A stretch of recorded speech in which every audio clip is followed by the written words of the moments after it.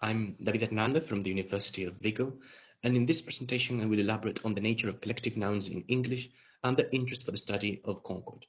I began working on this topic some months ago, so I'll mostly focus on the expected results of the study I'm currently carrying out and my plans for further research. Collective nouns are of particular interest due to their nature. At a lexical level, nouns such as government, family, or team exhibit internal plurality, although they still retain their singular grammatical form. There's much debate regarding this class of nouns. In fact, determining whether a noun actually classifies as a collective can be a contentious topic, where attributes such as animacy, volition, or the non-additive status of the collective play a key role.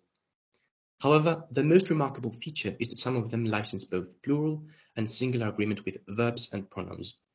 Thus, both sentences A and B are acceptable, at least in some varieties of English.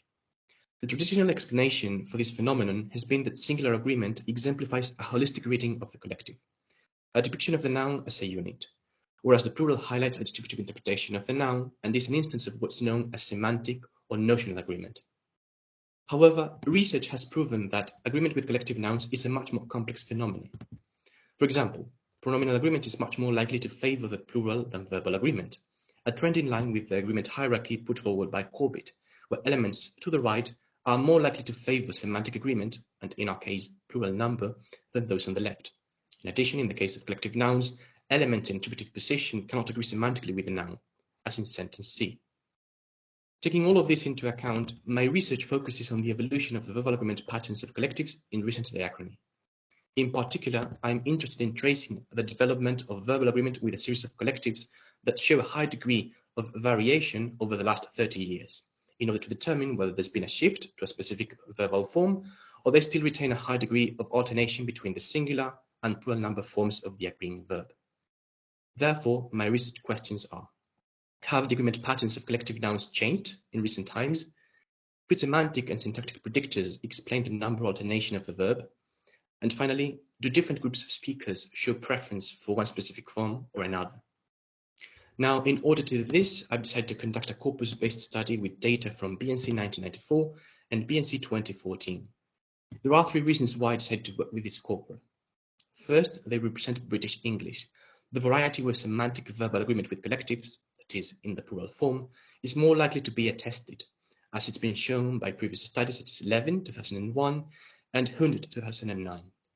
Second, the similarities between the two corpora allow for an easier comparison of the data gathered from each one.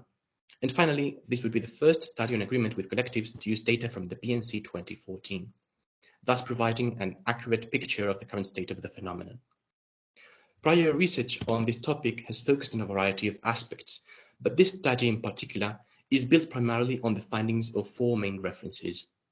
First, Levin, which is perhaps the most relevant name here, as the first author to have conducted a corpus-based study on this phenomenon. In his work, he compares British, Australian, and American English and provides an account of the semantic and syntactic factors that may influence verbal and pronominal agreement with a considerable number of collectives. Next, Lacau, who provides an outline of the evolution of verbal agreement with collectives in the 19th century in British and American English, and reveals that plural verbal agreement has declined in favor of syntactic singular agreement.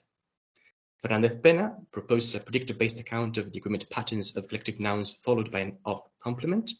And finally, Tieku, who addresses the topic from the point of view of probabilistic linguistics and introduces predictors such as definiteness or a part versus whole conception of the noun.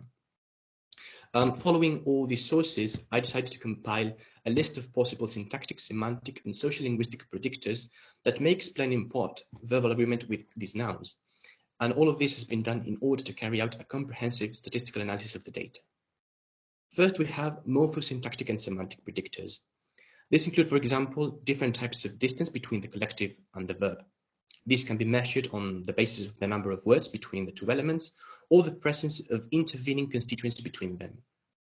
The structure of the noun phrase headed by the collective may also be modified by the addition of both pre- and post-modifiers, which may in turn affect agreement. The presence of other linguistic material is also relevant in this respect, and we have to account for possible cases of attraction, where an intervening noun may influence agreement, and we also have to consider the presence of number influencing constituents of words, such as each other, which, for example, could impose a distributional reading on the collective. Other predictors include the tense and voice of the verb, its etymology, its meaning, or the polarity of the whole sentence, whether it's affirmative or negative. For the spoken component of the corpora, in addition, I intend to compare the difference between speakers based on their gender, age, dialect, and socioeconomic status. All of this information is provided by the corpora. Yet, I have to note that these predictors do not explain variable verbal agreement with collectives per se, but rather whether this phenomenon is equally present in each group of speakers. For this first part of my study, I decided to focus on 5 collective nouns: family, team, government, band, and audience. This initial list consists of the collective nouns that exhibited the highest rates of variable verbal agreement in a preliminary research using the verb be as the agreeing element. Once these collectives have been studied and the instances annotated, I intend to enlarge the list with at least 15 more collectives. Apart from these, I'd also like to study the programmatics involved in verbal agreement with collectives. This has been considered before by authors such as Tieku, but never comprehensively, and we still lack a real account of the phenomenon that considers the relationship between speaker, addressee, and context in oral language. In addition, if it were possible to find 2 comparable corpora similar to both versions of the BNC, I'd also like to study agreement patterns of these collectives I mentioned before in other varieties. In particular, I'd be interested in the varieties of the arbitrary circle of world Englishes. And these are my sources, and that's all. Thank you for your attention.